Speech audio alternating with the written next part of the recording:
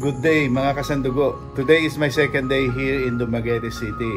Mamamasyal tayo ngayon sa Valencia. Ang Valencia ay isang bayan westward of Dumaguete City and it is 10 kilometers away. Umarkila po ako ng tuktok at doon po tayo mamamasyal ngayong araw. Samahan niyo po ako.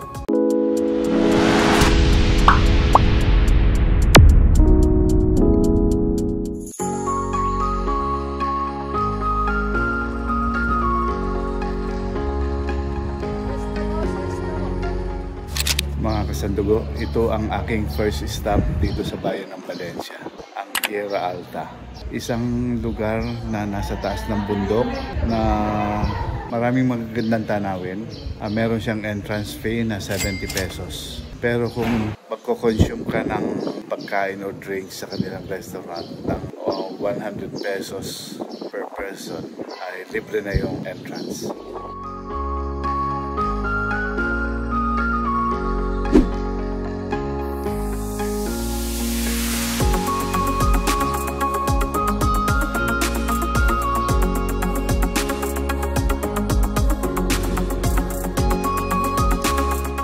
Mga kasandugo, tingnan ninyo, ang ganda. Meron pa siyang parang lighthouse dito.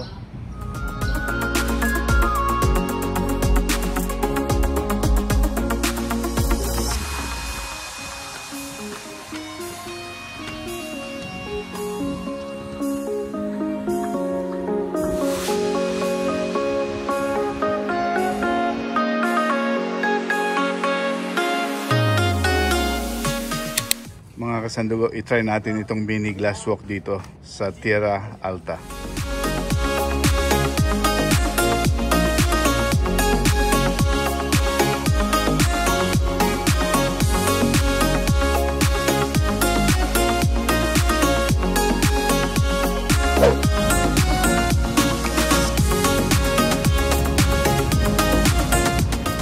Mga kasandugo, ang second stop ko ay ang Sulphur Vents. Ano to? Vulkan na maraming umuusok. Amoy sulfur yung mga usok niya. Parang rotten egg.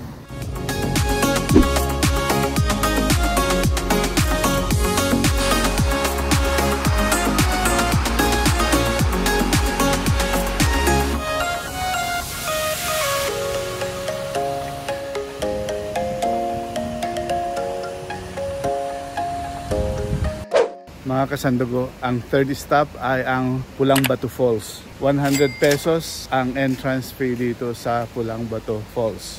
May discount ang seniors.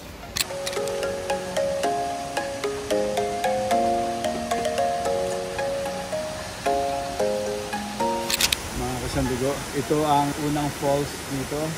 Wala siyang halong sulfur. Natural lang siya. Ito naman ang second falls na may halong sulfur ito. Pag maliligo kayo dito, make sure hindi kayo nakaputi dahil mamamantsahan lang ang damit niyo.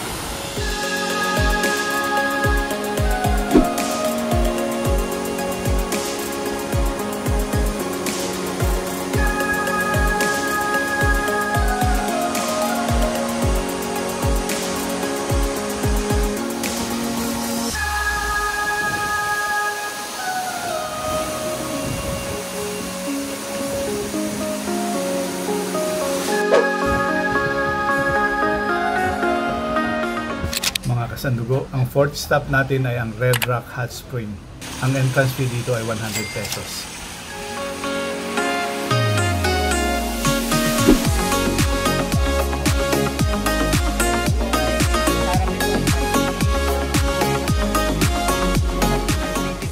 Mga kasandugo, ang next stop ay ang Mango Ranch. Ginagawa pa lang siya kaya wala pang entrance fee. Ginagawa pa lang ang kanyang water park. Ito naman mga kasandugo ang The Barn at Mango Ranch. May convention center. Meron ding steakhouse dito sa loob ng Mango Ranch.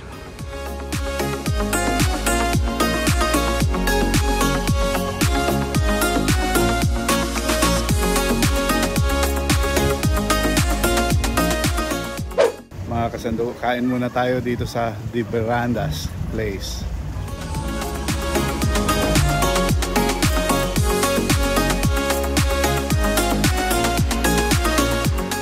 Mga Mga kasandugo, okay naman dito sa veranda. May mga lutong ulam at pwede ring umorder, mga short orders.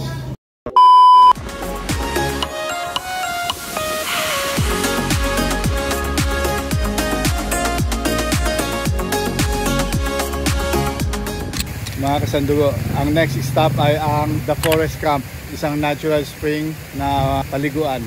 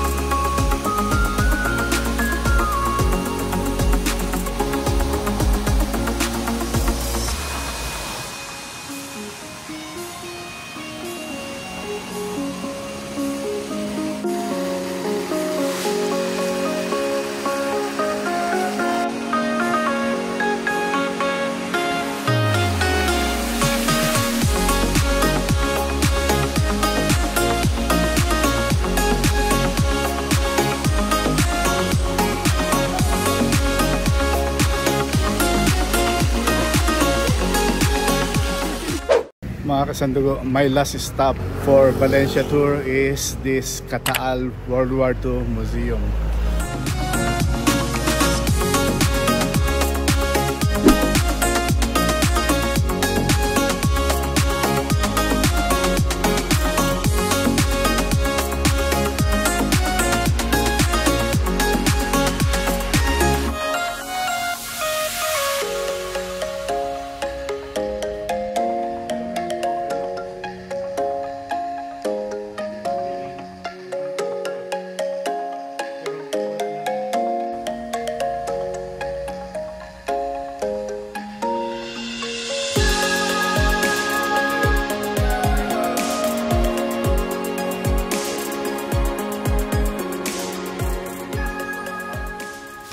Pwede ko po kayo i-video? Saan po nakuha itong mga ito?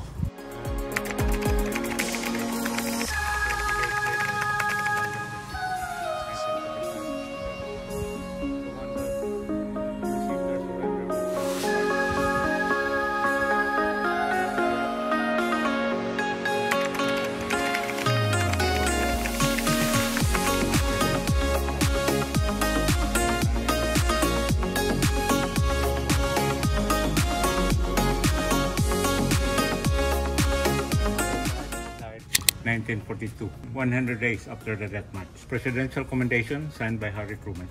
Ito yung ang litrato niyang umuwi from Bataan. Batang bata pa. From 18 to 22, ha? He graduated in the University of the Philippines in Los Baños, Laguna, March 1941. And when he was about to come home here, they were stopped by the Americans and were trained into soldiers. Hindi option na, I don't want to join you. If you are recruited, you cannot say no. Okay. Ito mga kasandugo ang picture nung nag-signing ng surrender of the Japanese in 1945 September. And this one is the certificate of authenticity na totoo itong picture na to.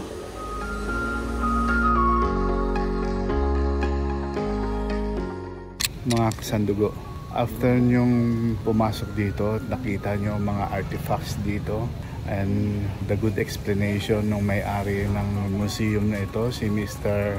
Kataal. Okay siya mag-explain, nakakalibang, maraming mga knowledge tungkol sa mga ammunitions.